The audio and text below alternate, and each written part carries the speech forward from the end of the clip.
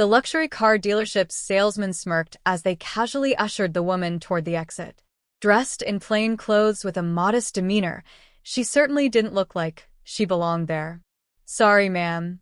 This isn't a place for window shoppers," one of them sneered, barely bothering to hide his disdain.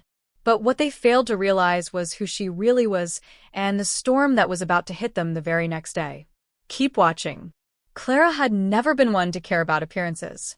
Despite being the wife of James Harrington, one of the wealthiest and most influential men in the city, she remained a woman of simple taste. James adored her precisely for that reason. Her humility, kindness, and authenticity made her stand out in a world that often valued status over substance. But over the years, she had learned a painful truth: the world didn't always see past the surface. That afternoon, Clara had a heartfelt idea.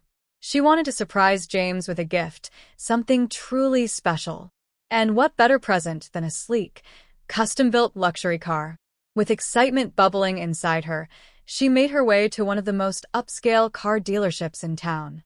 As she stepped inside, her eyes wandered over the gleaming showroom filled with some of the most exquisite, high-end vehicles.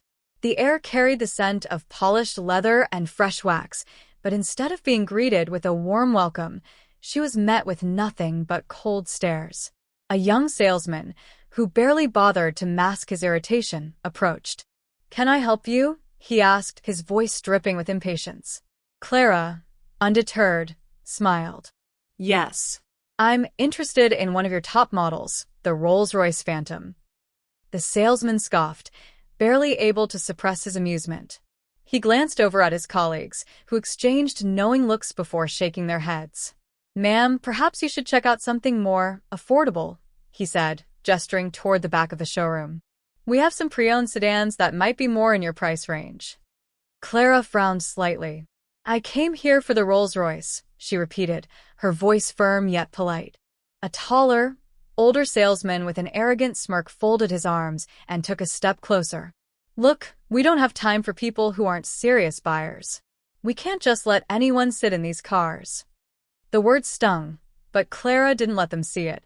Instead, she simply replied, "You really shouldn't judge a book by its cover." The tall salesman chuckled mockingly. "And you shouldn't waste our time. Now, please leave." Humiliated but composed, Clara turned and walked away. Behind her, the sound of their laughter echoed, slicing through the air like a blade.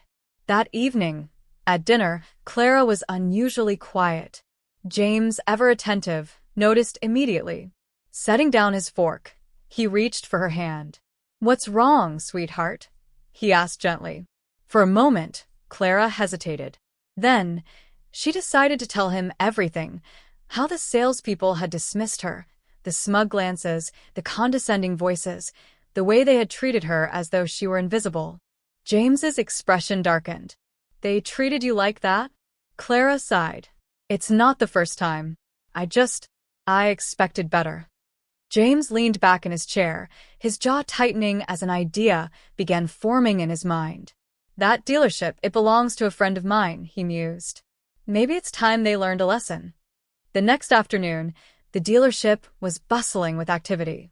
Salespeople were busy attending to high-profile clients, smiling, laughing, and doing their best to impress. Then a deep, unmistakable engine roar filled the showroom. All heads turned as a gleaming black Rolls-Royce Phantom, flanked by two other luxury vehicles, pulled up right in front of the entrance.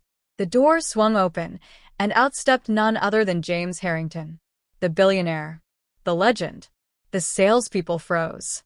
The tall, arrogant salesman from the previous day quickly straightened his tie, his posture stiffening.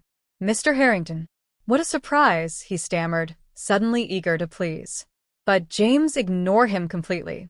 Instead, he turned to Clara, who had just stepped out of the car, looking effortlessly radiant in a simple dress. Taking her hand, he led her inside.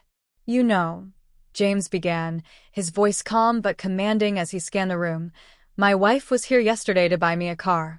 The tension in the air grew thick. But instead of helping her, he continued, his gaze locking onto the same employees who had mocked Clara. She was insulted and thrown out.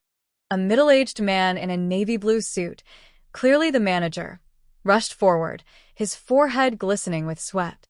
"Sir, there must have been some sort of misunderstanding," he blurted out, desperate to smooth things over.